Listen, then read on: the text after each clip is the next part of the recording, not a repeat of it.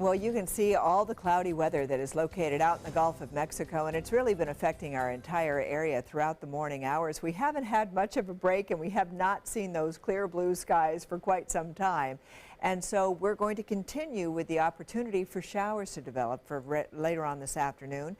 And they're sitting out here in the Gulf of Mexico, just a steady stream of moisture that just continues to come on in.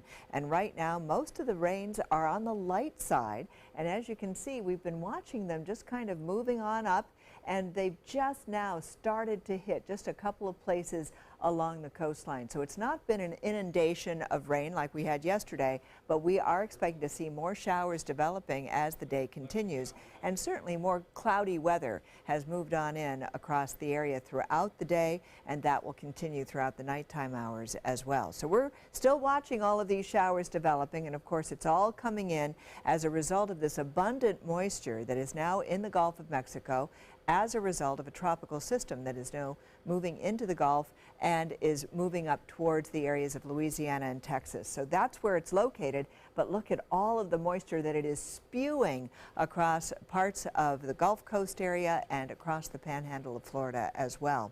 What we are looking at right now is an 85-degree reading. We've got winds coming in out of the southeast at 17 miles per hour, so those winds have been strong, and temperatures have moved on up. We've been looking at our readings in the mid to upper 80s all across the region, but once again our focus is right here as to what's going on in the tropics, and it's just a steady stream of moisture that's moving on in. These are cloud tops that we're looking at, and so we've had our system has moved into the Gulf of Mexico. It is not a tropical storm yet.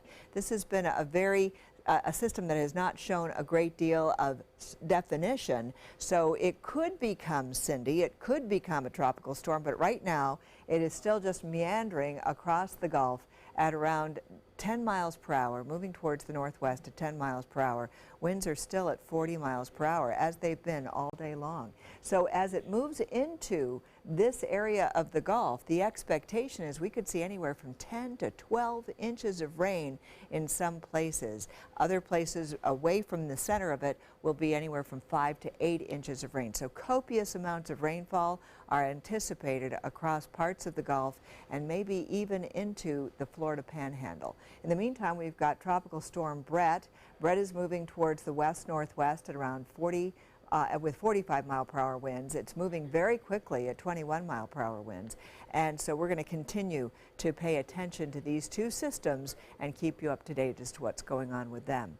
In the meantime, if you are heading out to the beach, it's so windy that we now have small craft advisories that have been put into effect. And so winds are coming in out of the southeast at 15 to 20 knots, seas 2 to 3 feet, and it will be choppy out on the bay and inland waters. So until all of this system moves far enough onto shore, we're going to continue with this problem. And we are also looking at some rip currents that are going to be very strong. So you need to be careful if you're heading on out to the beach. Lots of cloudy weather out there right now. You're going to get a couple of sprinkles as well.